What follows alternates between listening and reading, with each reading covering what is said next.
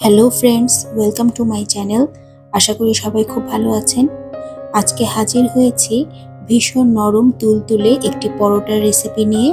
সেটি হচ্ছে দই পরোটা।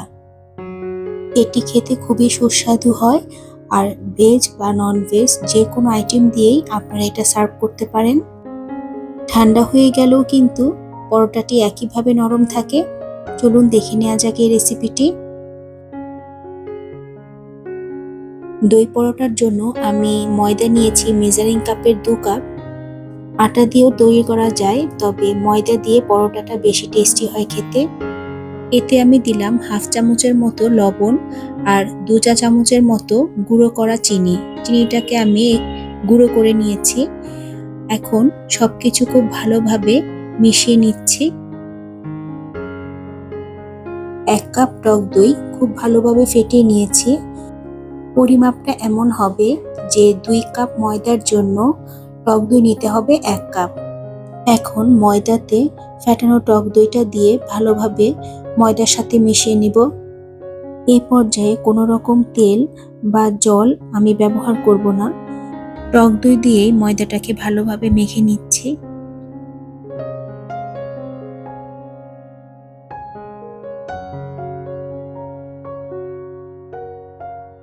এরকম একটা শক্ত ডো তৈরি হলে তখন আমি অল্প অল্প করে জল ব্যবহার করে একটি মসৃণ ডো তৈরি করে নিব।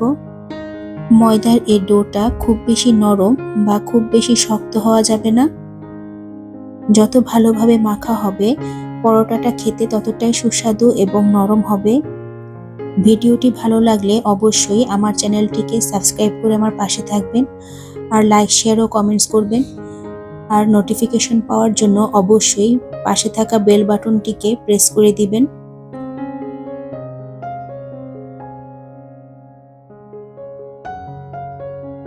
জল দিয়ে ময়দাটা মাখার পর এ পর্যায়ে আমি 1 টেবিল চামচ সাদা তেল দিব।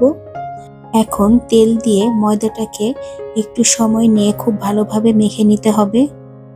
ময়দা মাখার প্রথম দিকে হাতে কিছুটা লেগে আসলেও ময়দা মাখতে মাখতে একটা সময় এটা খুব ভালোভাবে সেট হয়ে যাবে, তখন আর হাতে ময়দাটা লাগবে না।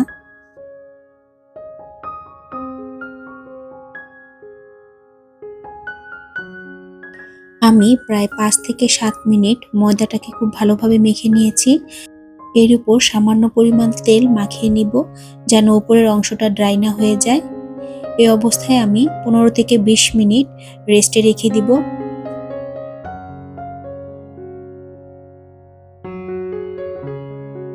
প্রায় 20 মিনিট পর ফিরে এলাম। আবার কিছুটা হাত দিয়ে ভালোভাবে মেখে নিচ্ছি। রুটির থেকে সামান্য একটু বড় করে আমি ময়দা থেকে লেচি কেটে নিব।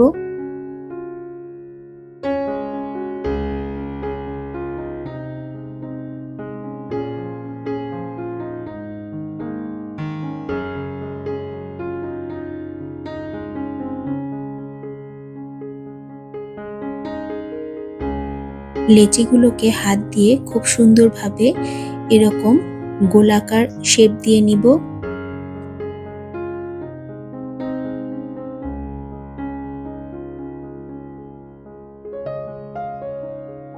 সবগুলো লেচি তৈরি হয়ে গেল। এগুলোকে উপর থেকে খানিকটা তেল মাখিয়ে নিচ্ছি।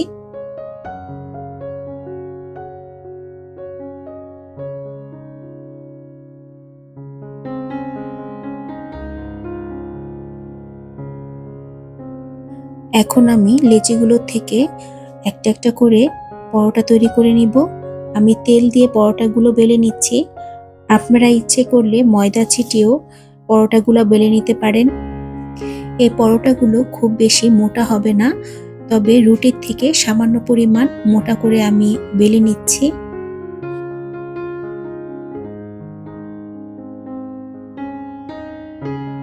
মিডিয়াম ফ্লেমে তাওয়া গরম করে আমি বেলে রাখা পরোটার 2 সাইড তেল ছাড়া প্রথমে আমি সেঁকে নিচ্ছি।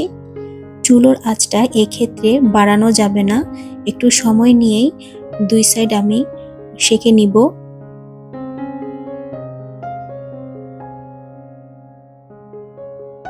ভালোভাবে সেঁকা হলে আমি তেল দিয়ে পরোটাটা ভেজে নিচ্ছি।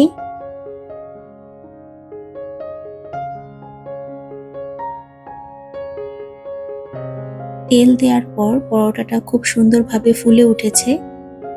ময়দার ডোটা যদি ভালোভাবে মাখা হয় তাহলে সে পরোটা ভাজার সময় অবশ্যই ফুলবে আর অবশ্যই সেটা খেতে খুবই নরম হবে।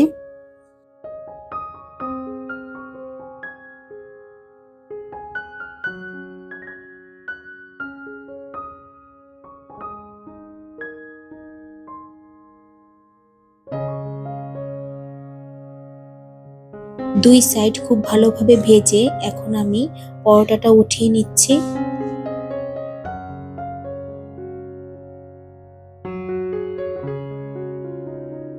এভাবে সবগুলো পরোটাই আমি এক এক করে ভেজে উঠিয়ে নিব। অনেকে দই পরোটাতে বেকিং পাউডার, বেকিং সোডা ব্যবহার করেন। আমি এগুলো কোনো কিছুই ইউজ করিনি, কিন্তু তারপরেও এটা অসম্ভব মজার হয়েছিল আর খেতেও খুবই নরম ছিল। আমার এই রেসিপি ফলো করে একবার বাসায় ট্রাই করে দেখতে পারেন।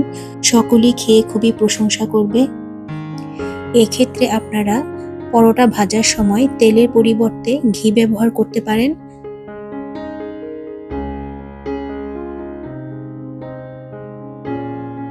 এই তো হয়ে গেল ভীষণ মজার দই পরোটা। চিকেন, মাটন, আলুর দম কিংবা ছোলার ডালের সাথেও আপনারা এটা সার্ভ করতে পারেন। আজ তবে এখানেই রাখছি। হাজির হব নতুন কোনো রেসিপি নিয়ে। সে পর্যন্ত সবাই খুব ভালো থাকবেন। ধন্যবাদ।